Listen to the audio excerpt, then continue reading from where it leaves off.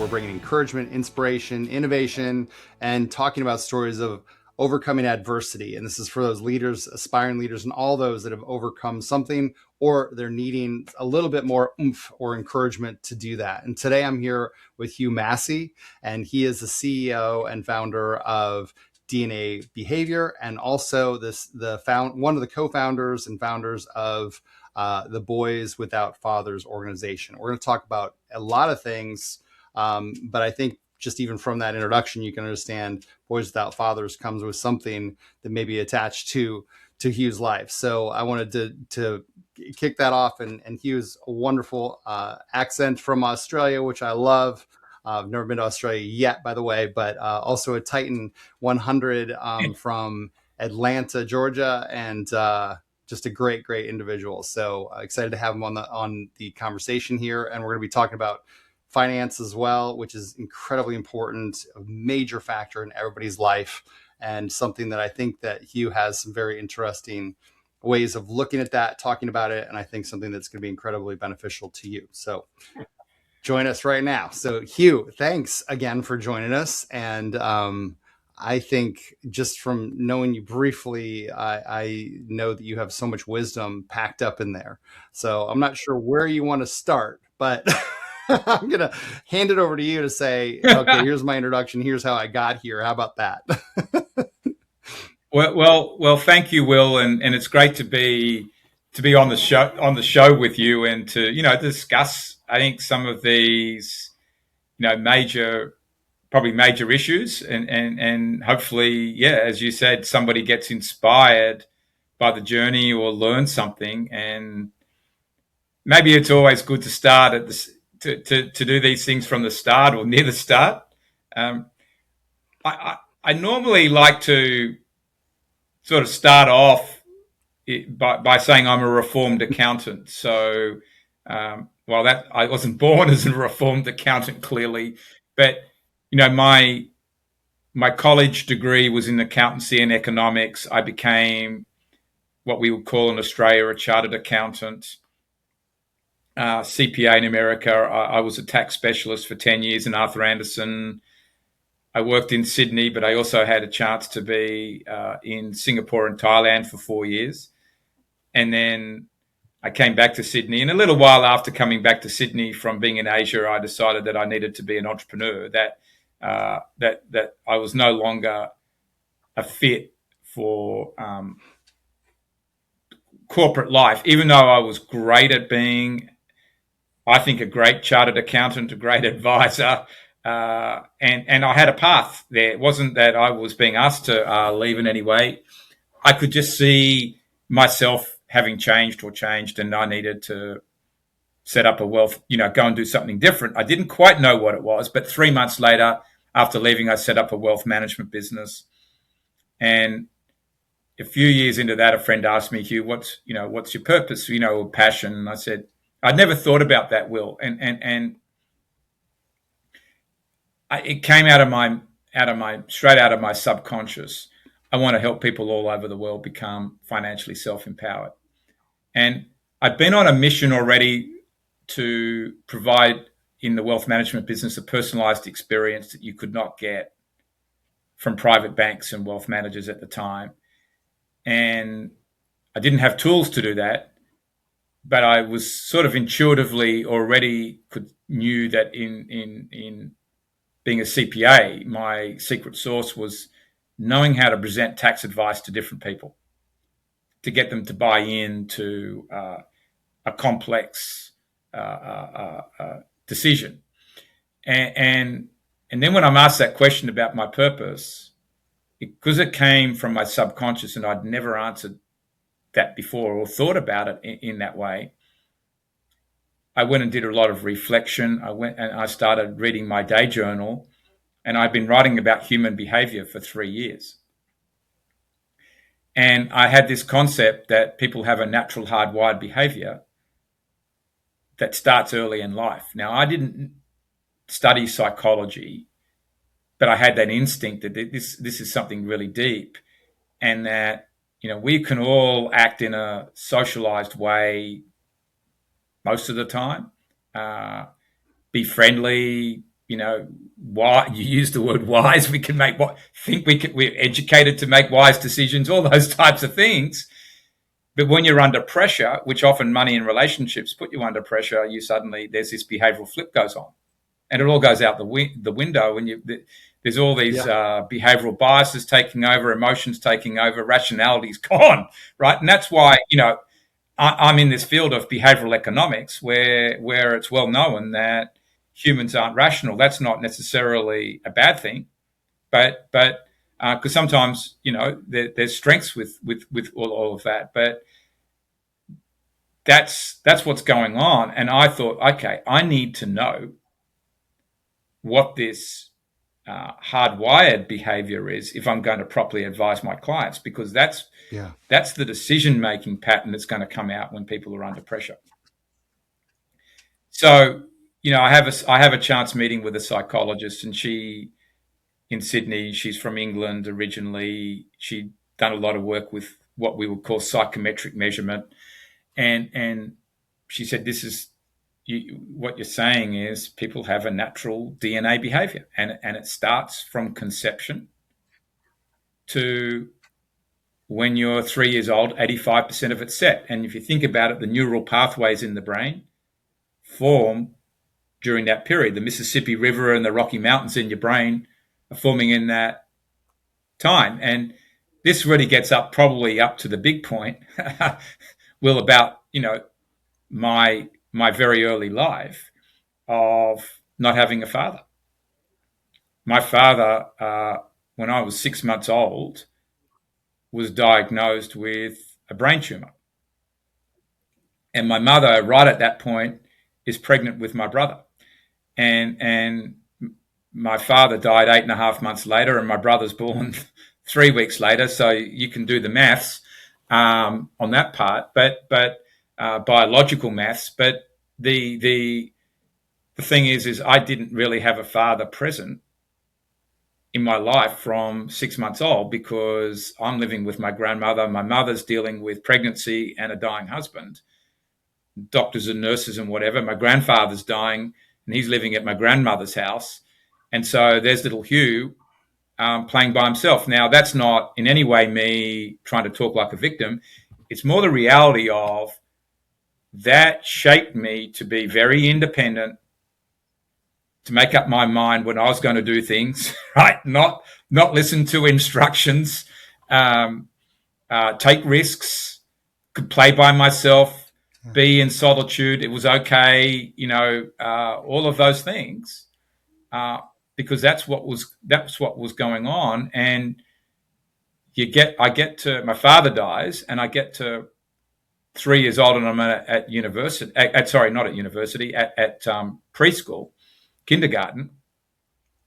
And the kindergarten teacher, after about 2 months, confronts my mother and says, "Hugh doesn't seem to play with any other kids. He's only interested in the food, and he's sitting in the corner." Not talking. Well, I wasn't talking at 3, and she said, "Has Hugh gone through a traumatic event?" She said, "Yeah, his father died, 18 months ago." And all of that to say that, and she said, "Well, he's probably very highly traumatized."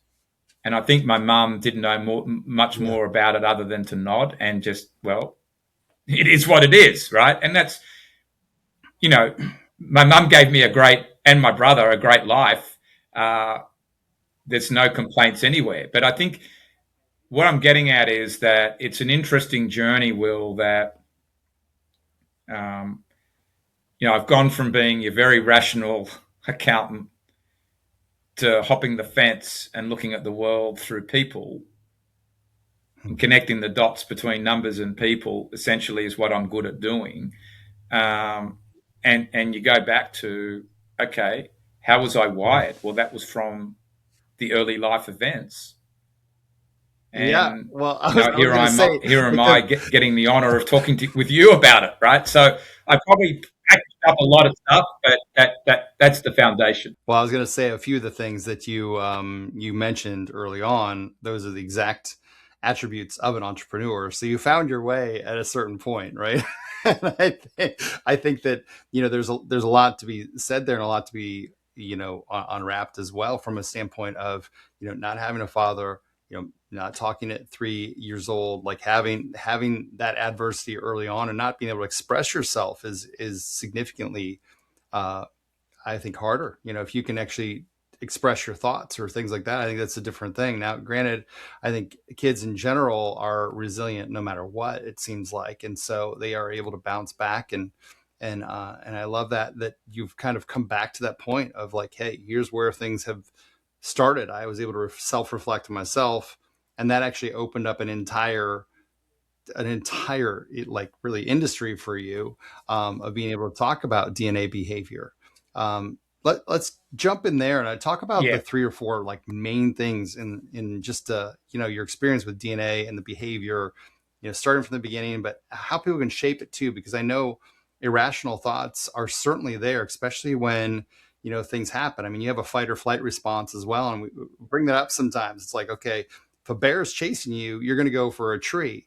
Yeah. But if it's like maybe a porcupine chasing you and you still go for that tree, that's not a good decision. And so your brain needs to overcome like what's happening there. And maybe you can give some advice to people that are running through that, because there are bad behaviors that people continually run to when something comes around the corner that they're not expecting. So what would you say to that? What are the top 3 or 4 things? Yeah, I think the first thing is for all of us, Will, to understand that there's, what I call two layers of behavior. I think two primary layers. There's the natural instinctive behavior. What do you do in the moment? It's the 1 second, split second instinctive reaction. That's the natural hardwired behavior. That just comes in without you thinking.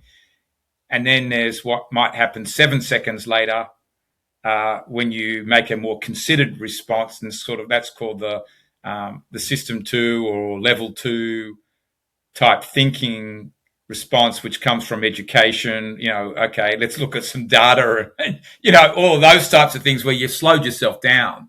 Um, and all of us have both those elements, and that, but also to recognize your inherent strengths in life come from the natural hardwired behavior. So if you can be aware of what are the good things you're going to do under pressure and you're comfortable doing, that's the zone to put yourself in as much as possible. But to also be aware of if that hand is overplayed, what it might do in terms of your actions, interactions, and decisions. And that's why I'd say, from coaching perspective, whether the coaching is, life coaching, career coaching, financial coaching, is if you can understand the system 1, level 1 instinctive behavior first, that's the starting point, and then you can evolve it to how do I need to behave and show up in varying settings, whether that's making a financial choice at home, leading a company, and so the advice point in there is then check yourself before you wreck yourself, and that you might have this instinct, gee, I'm going to take a risk, or I'm going to go and talk to a person, or I'm just going to go into solitude, or whatever it is just to think about that for a moment and slow yourself down, and then make a more conscious choice. As you say, as you use the word again, wisdom, in a way. That's the key. That's the key thing. And then once you're aware of those things, then you can manage your impact better on other people. Recognize where's their flow. I think what's important from a life development perspective is where's their flow for you. And you're a business owner like I am. There's certain things that you're great at doing in garlic media and not as great at, right? Maybe at once upon a time you did everything in the business, but there's a certain part of delivering the experience that you're unique at, and that's what you want to keep to, and the way the business is going to grow and flourish comes back to that. And I think that's the key point, for all of us, so that while we all can go to this level 1 behavior, fight or flight space, it's not always all going to be bad, right? Sometimes what some people do will be very good, but others will be highly emotional. I think that's the thing, when we're dealing with money is the person going to make very emotional decisions or just do what other people are doing without thinking about whether it's right?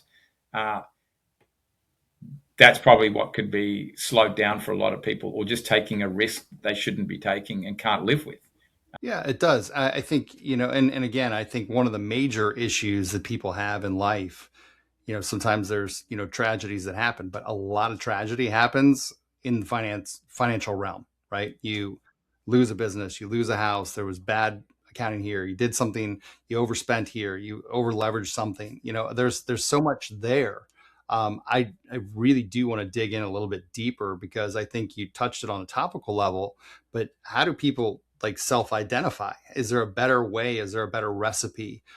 Because I know a little bit about your organization, but like if there's things that they can do to help get there faster or recognize it quicker, or notice that they are in an emotional state and they shouldn't make that decision, they have to step back. Like what are those like key points I think that you would give to them? Well, I come back and I will always re-emphasize the point: check yourself before you wreck yourself. I think it's also having a sounding board of some sort around you that understands who you are, to help dig in a bit more when there's a key decision to be made. Even for me, who's relatively independent and I suppose likes to control my destiny, much to my can be problematic too. Is that's also understanding that you can overplay that hand, right? So, but I think that the tactic is having some kind of sounding board and relation in a relationship network that works for you and your style.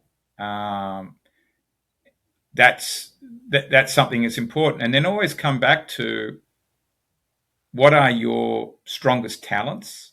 For example, are you creative? Right. So if something goes wrong, well, okay, how can you leverage that talent to get yourself out of the corner?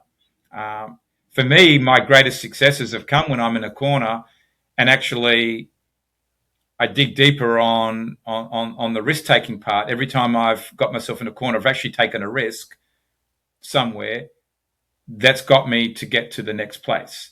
Now, others would be scared out of their brain perhaps doing that, but that's been my path. I've seen others do it with creativity.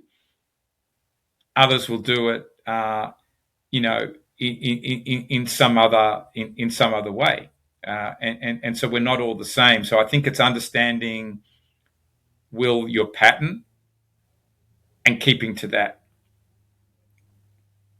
And then it's making decisions about the people that are around you. I think that's something that's uh, really really important, is to work on getting the right people around you, because I think a lot of life success and failure happens through people. And while I'm an introvert and maybe not as broadly connected as some extroverts out there, but the people that I've got around me are very good, right? And I've built deep connection with. But I might be seen by some others as standoffish. It's only because, as I've learned, I'm assessing what's going on.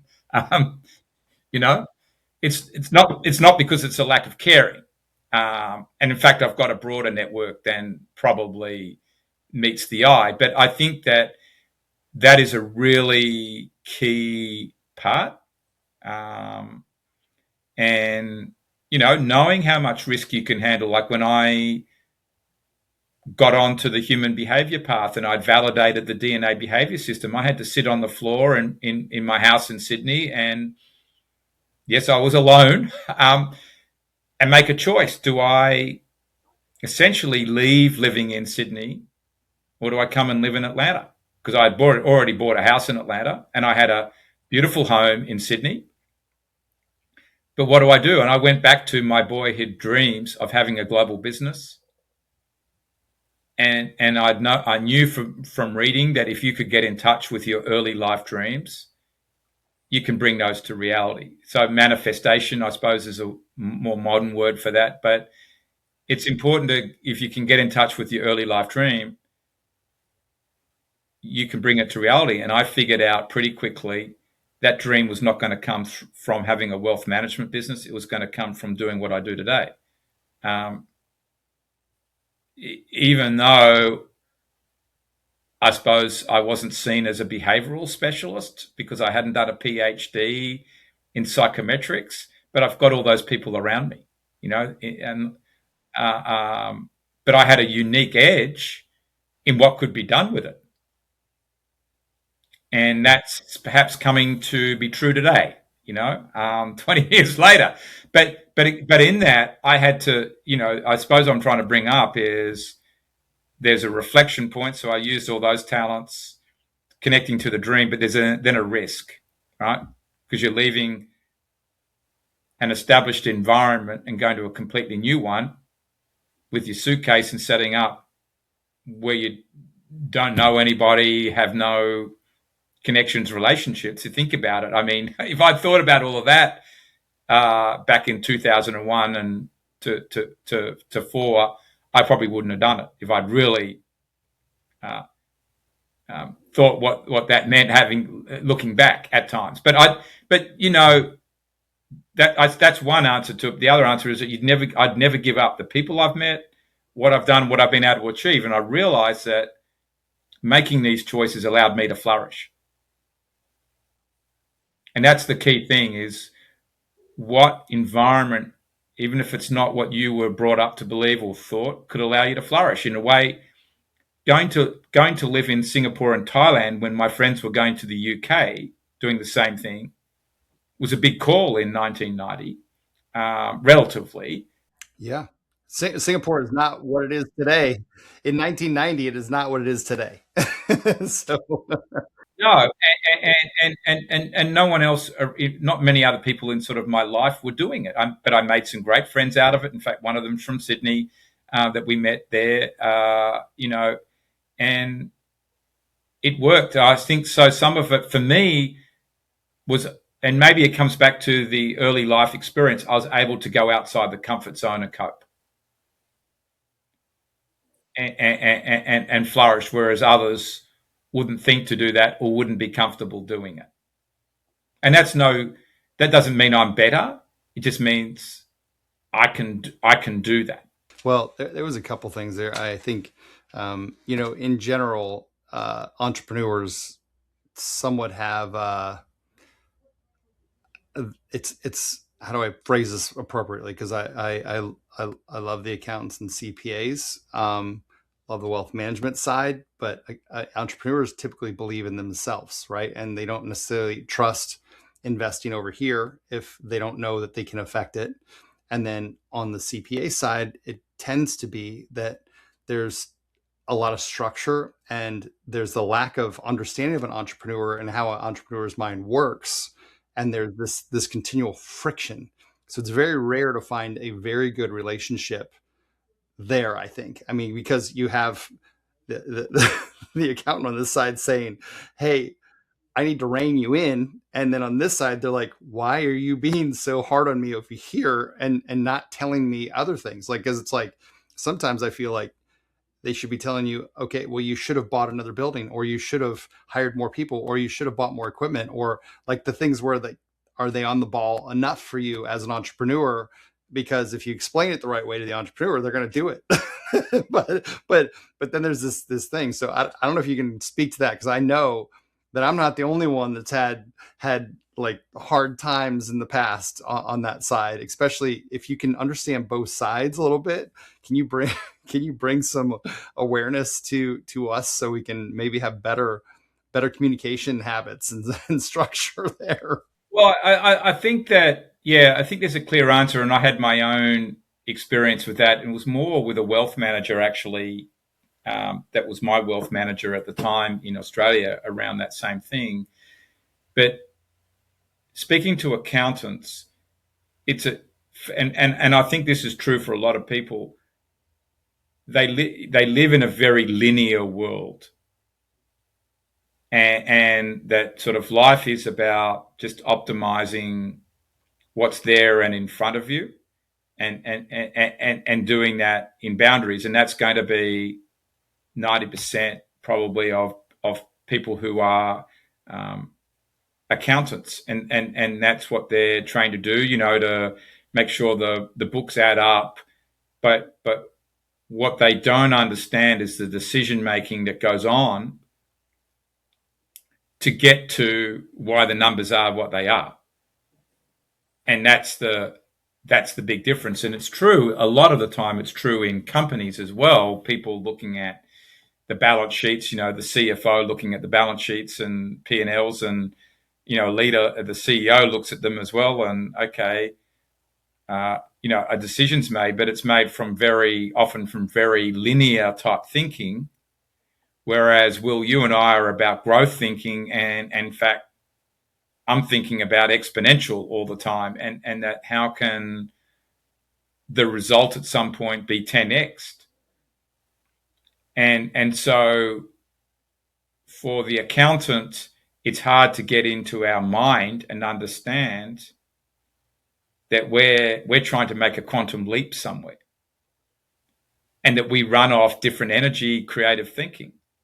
But I think at the same time, the accountant could sit back and understand clearer what your goals are, and learn to unpack that. I think when the accountant or the wealth manager or the lawyer, attorney working with you in that team can do that, then there's a better chance of that result happening. Now, they may still advise you, or what I would want is the options to be laid out. Okay, Hugh, you're trying to get to here. That means you're going to go without X, or yep, you can use the profits this year and buy another office building or expand that way, but it's not inside the business, and that's a choice. And then you maybe got to look at your wife or spouse and discuss that, right? And they don't always know what are all the other opportunities. You say, talking about believing in yourself, they may not know sitting inside your prospect pipeline are 10 clients that are going to 10x your business. And you've got to make a choice. Do I keep farming those, and I've got to do some what I call architectural work to make that come to reality, and it's going to take a little while and human energy? Or do I just take out the money now and not worry about it? But that's an investment choice. And what the accountants could learn to do is to turn that into, what I would call a behavioral economics discussion, right?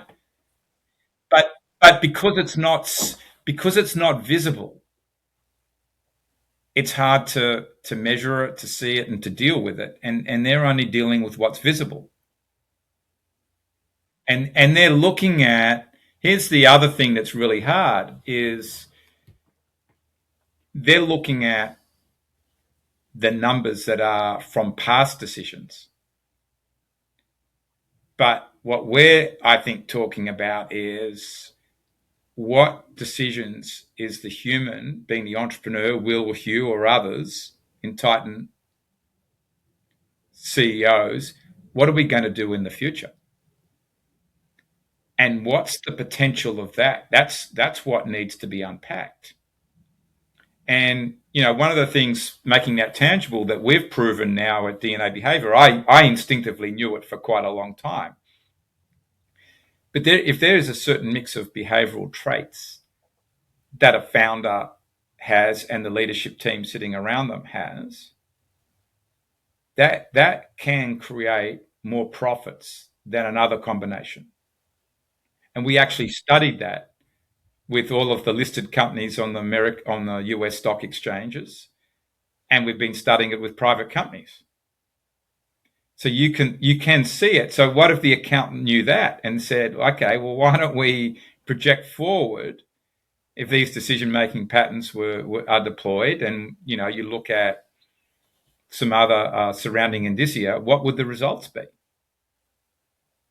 But no one's trained to do that, right? And I suppose that's maybe why I'm a unique being, right? As the reformed accountant. But I think that's the challenge you're talking about. And so what I think it comes back to is it's not about criticizing the accountant, because they are who they are, and then in a way they're the safe pair of hands. But I think what you're wanting is, and what I think all of us want, is better, more options put out to us, better explained, and we make that choice. And it's like I was talking about with a wealth manager, experienced wealth manager, this afternoon on a podcast on this same platform, just before I was with you, is how do you create mutual self-empowerment on both sides of that conversation, right?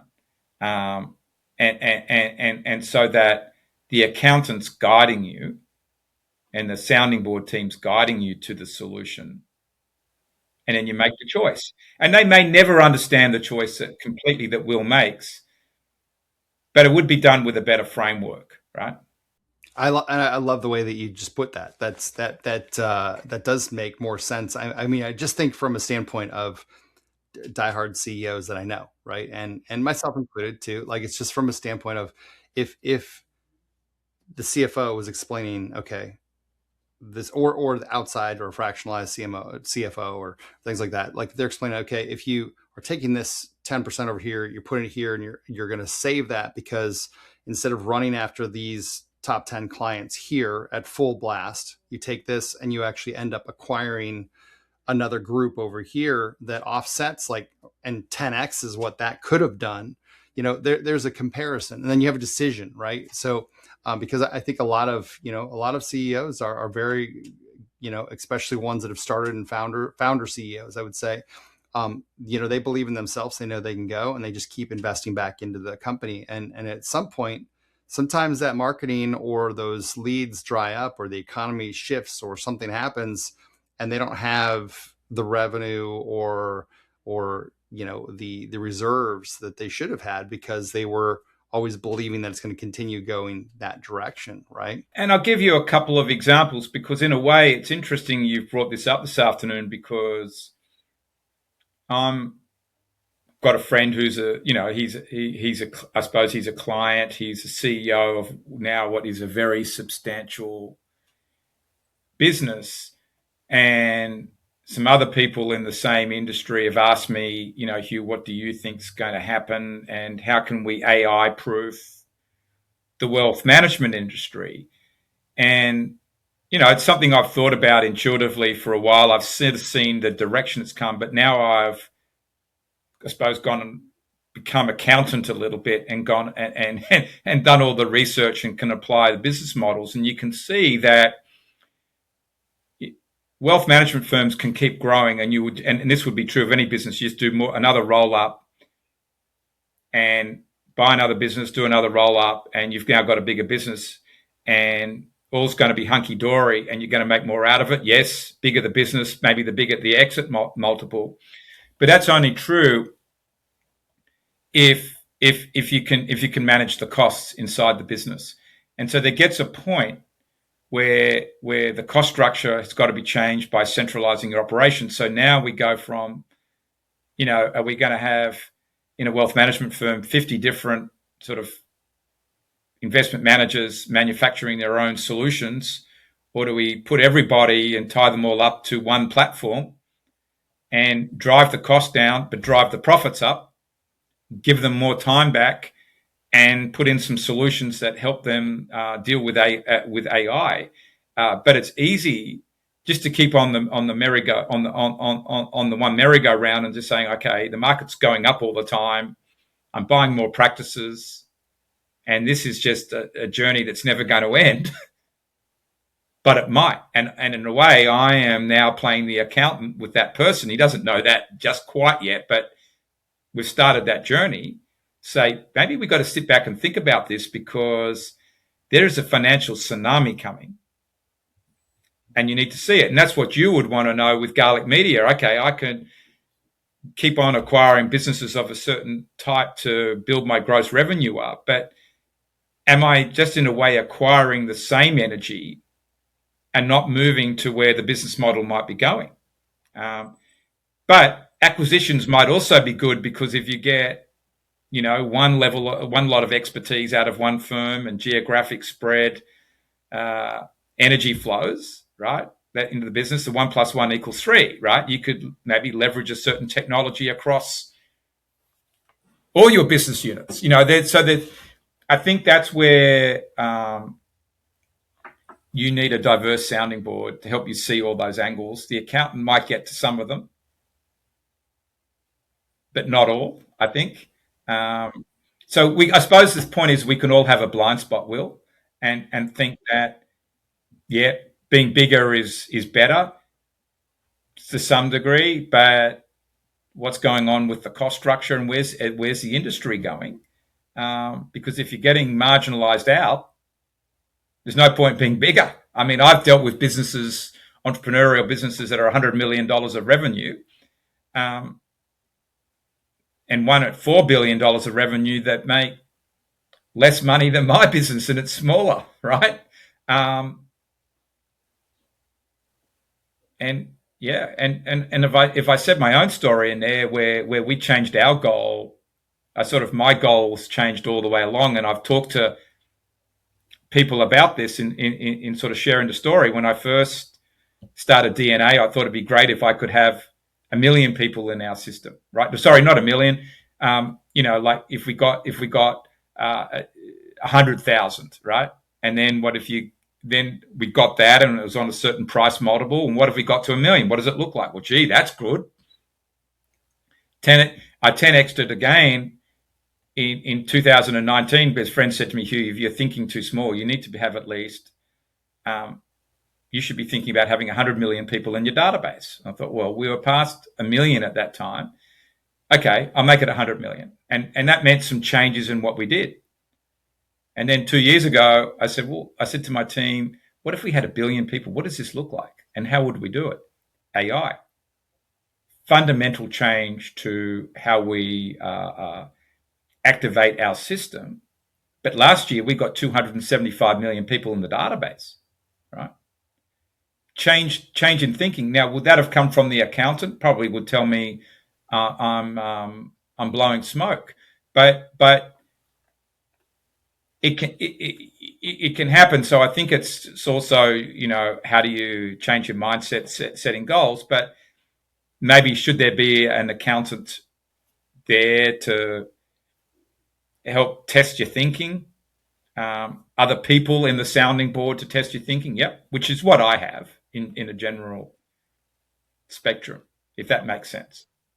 I definitely think we always have to surround ourselves with great advisors, no matter what part of life we're in. And absolutely, absolutely. So that you can see the different angles and sides. And you bring up a very interesting point about AI, because we talk about it a lot. And it's, the way that you can direct AI is significantly more important, in my opinion, than what the technology is at the moment, because those that can actually give good direction, but then also be able to have the wisdom and oversight to be able to review the content that's being kicked out to make sure it's accurate. And then on those accurate assessments, then you can build upon those things. But I think that's very interesting. What was one insight you learned from going from, 100 million to 275 million people? What was that insight that made that leap? Because that's significant. And on your way to 1 billion, what is that insight that shifted the mindset to be able to do that? Is there something you could share about that? I think part of it was some of these things come when I get frustrated. So, I suppose I'm a business model type person. So I'm always thinking, and I'm listening to what others do, and know you've got to get out of your own way. And I think that one of the insights, though, that was sitting there was, I'd read a book by Dan Sullivan. I haven't done the strategic coach program, but I think it's very sound. A lot of the principles that come from there, that 10x is better than 2x. And so that sometimes you've got to get to a stage in your business, you can think about 2x optimization, which is sort of the accountant's approach. Do these processes better, refine that, maybe invest a little bit of money here, 20,000 on that, 30,000 on that, go to a new conference or something like that. Tighten up, maybe hire a person, but that's 2x.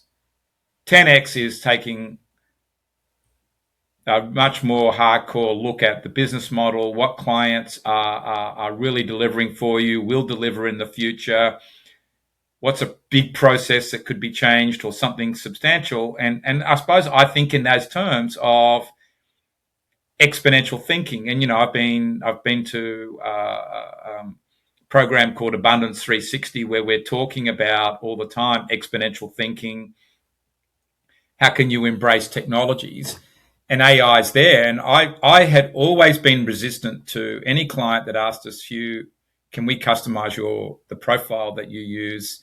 Because we don't want our clients answering 46 questions, which it only takes 10 minutes. We've reduced the time through all the feedback from 30 minutes to 10 on average over the 20-year period. No, because that is the right data in, right data out. We've psychometrically proven this gets you the accuracy. I don't compromise on that. Right? But I got to that point at the end of 2013 where, there's friction points in our ability to grow because people don't want to do the profile. It's how do I bake it into the process, all this stuff for mass scaling. And it's different from just a hiring setting. We were deploying it on use by wealth managers with clients. So, okay, I went back to a question I'd been asked about 5 years before, could we do this without someone having to complete the profile? And bang, it went through my head. Yep. If we can use a large language model to go out and get certain publicly available information, and we knew what those elements were, it can, by AI, answer the questionnaire. And I thought, this is the age we're in, and if I don't do it, someone else will try it out. And even if somebody else does, great.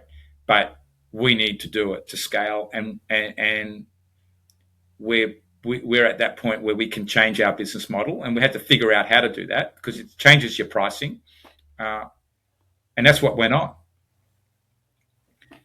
But it was a little bit having the courage, because I think you do, as you grow a business, you get to inflection points where you've got to have the courage to make a major change. It's not a linear journey. It's never a linear journey. Somewhere, everybody that's grown big, whether it's taken a long time or gone slow, has had to make a major shift somewhere, and that's betting the farm in some way. And I had to go back on all my statements about we're non-negotiable on the assessment to yep, AI can do it. We've proven it at a high enough accuracy level. If it's used that way in varying settings, that's fine. In other settings, we'd say still do the full thing, but it's changed what we can do. But now I've got to change my conversations with potential clients because no one's seen it done before. But as I said, we got 275 million last year because we were able to, in a few cases, go to people with a very large database and show them that if we give every human here, just imagine a bank with 50 million people in its database, and they know the banking transactions and everything like that.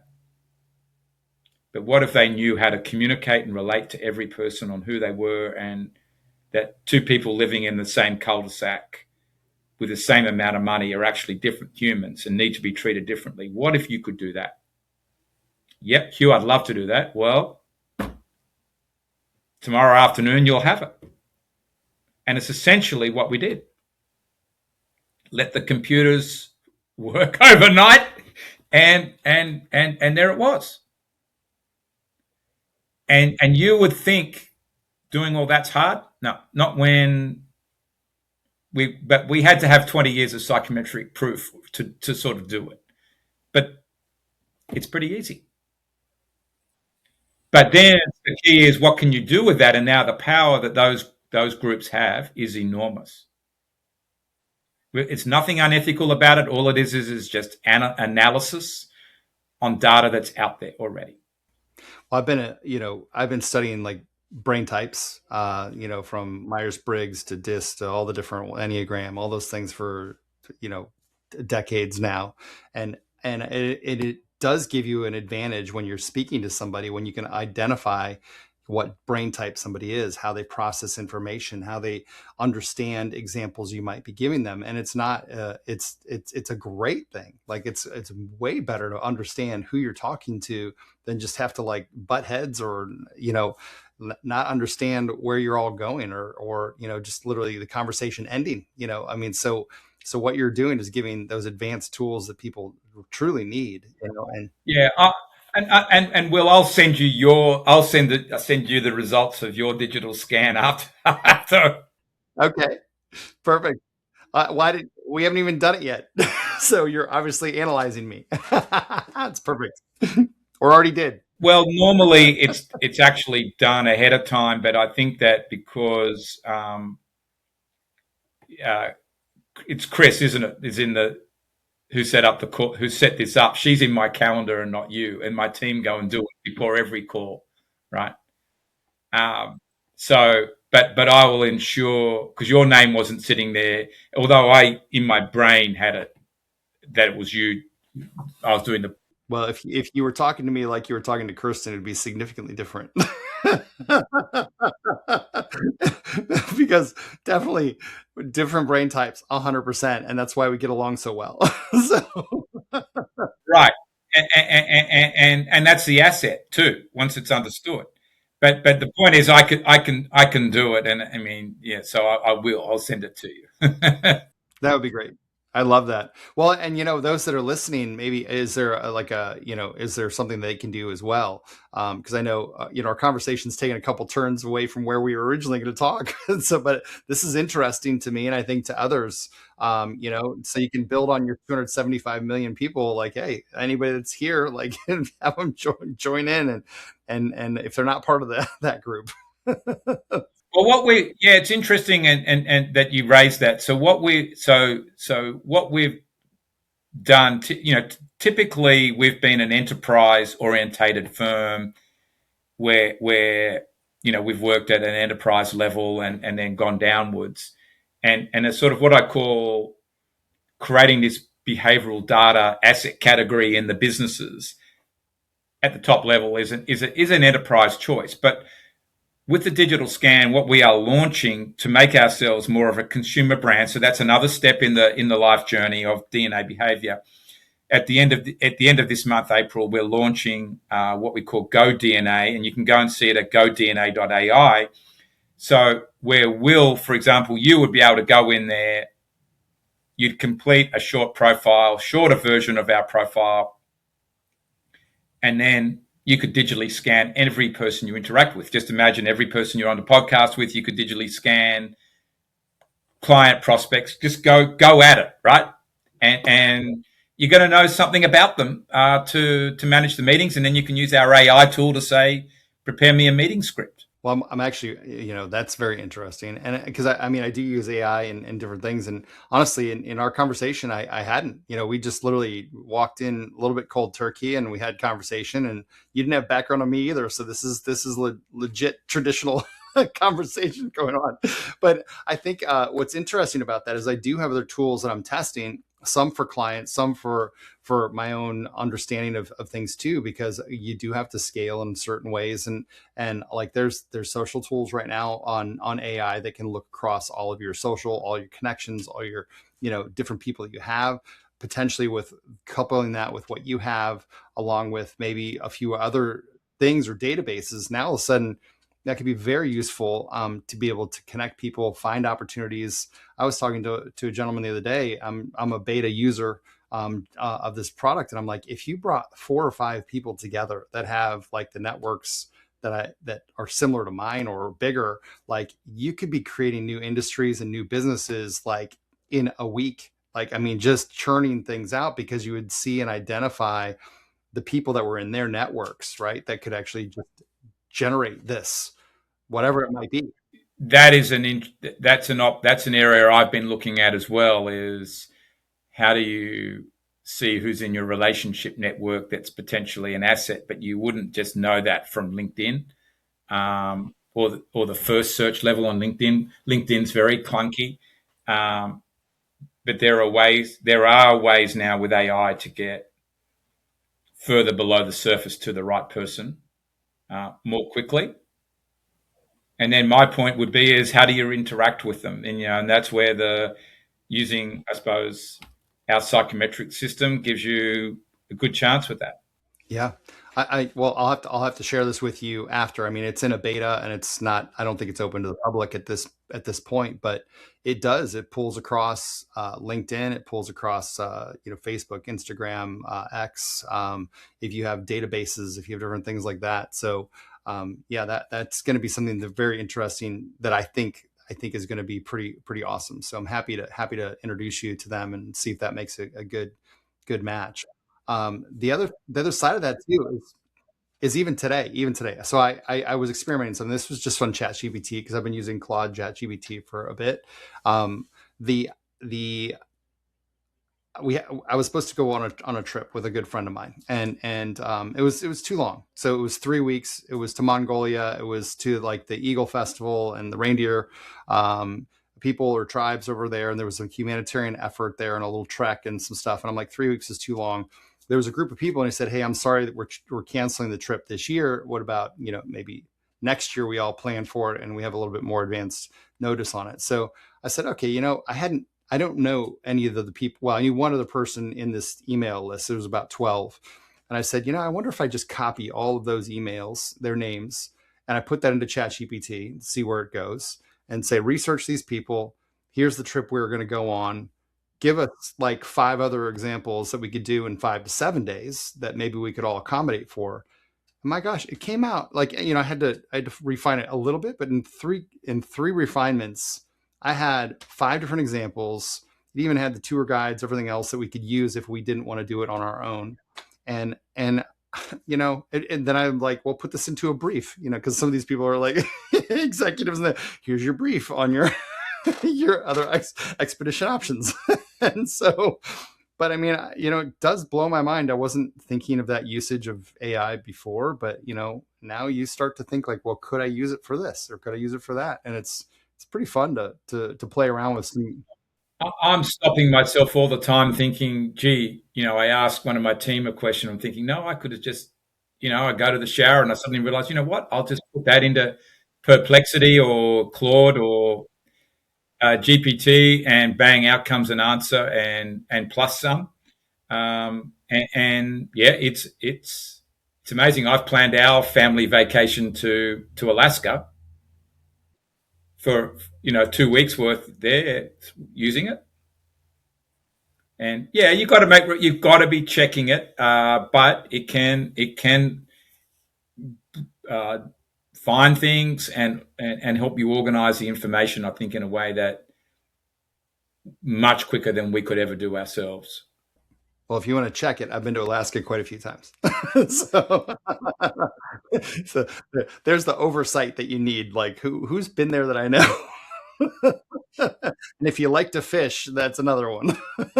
So, but no, that's great. I do think that and that's where the entrepreneur mind is I think connecting with there needs to be structure to it because of how fast things can grow, right? And it used to be that I think you could have your viral social media person and all of a sudden they have 1 million followers or whatever else. But at the moment there are ways of leveraging AI to do that hockey stick in a business.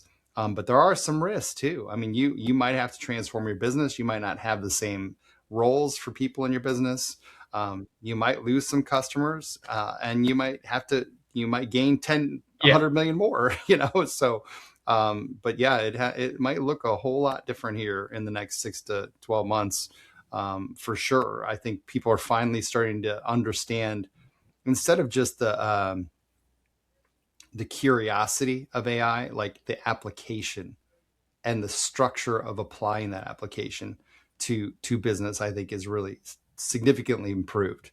Um, every month, I think it gets better and better. So yeah. I look. There's an app that we would have built last year, and I sort of stopped and we thought about it, and then even 2 months ago, because I've been doing some coding, training myself just so I can understand it better when I'm asking my team, to do things and to think about the business and the organizational structure, that I understand it better. And so that training alone got me to, I almost built the app that I was going to get one of our team to build. And then I worked through it and thought, yeah, now I've got to know Claude better and what's going on there. We can if we give up one output that we want, or showing it in a certain way, we can have all of this far quicker, easier, done through there. And I could have already wasted $500,000 in development costs if I'd sent it to a tech development team.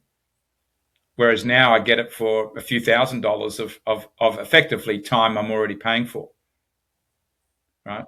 And I think that's really what you're talking about, is the difference. And people are possibly going to do that to us, maybe, in some area.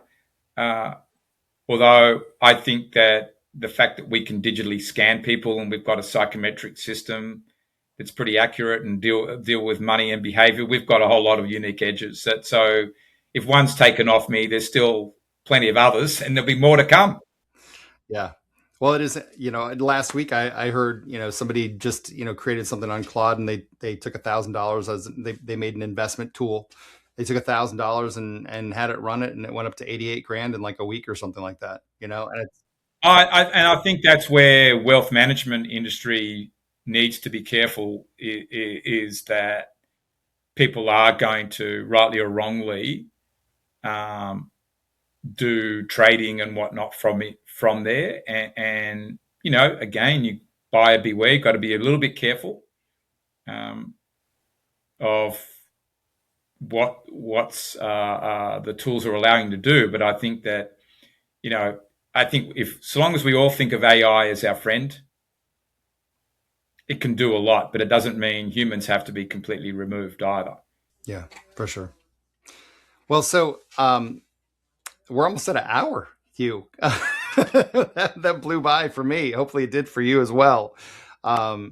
If we were to wrap this up, and you had, a couple tokens of wisdom here, from your life, from overcoming, from being where you're at now and continuing to innovate, what would that be? Like, if there was one key point or two key points, like what would it be? Yeah, I think that there's no doubt self-awareness, and I suppose that's always that's something that's regularly said. But I think that's something that's important, to be aware of what your strengths are. But I do believe, particularly for entrepreneurs, think big, start small, and finish big. So go big on the dream, and really get in touch with that. Get connected to the deeper purpose that you have, your identity, how you want to show up in the world and be seen. But then it doesn't all have to start with some massive bang or foray. Start small and then finish big. And I think that's even more important in this AI-driven world, to really figure out where your starting point is, or if you're already in there, think about where the puck's going and go to that, and be careful, right? And take a lot of baby steps, and you will get to the right place where you can put a moat around you, if you want to call it that, and grow. Moat is the common vernacular around the PE side of things, right? Yeah, that's a word that's used in the PE area, but I think I think all of us have got some secret sauce for life, and if you can find that, it doesn't matter. The technology is just going to be an aid to it, not an inhibitor of it. Well, thanks again, Hugh, for joining us, and I want to, hey, thank you again for all our listeners, and you know how the algorithm doesn't necessarily help us out either. So make sure you share this with people that you believe it will impact. And, also one of those things that we love to hear the feedback and additional questions, and we'll put a link here in the explanation, or come to the site. on where you can find maybe a login or something, some way to do the evaluation on your DNA behavior. Hugh already has it, but you can find out for yourself. So, but until next time, we are here encouraging, inspiring, talking about innovation, and definitely know that somebody has overcome something you're going through, and know that you can make it through as well. So thanks again. Until next time, Regenerative Inspiration. We'll see you then.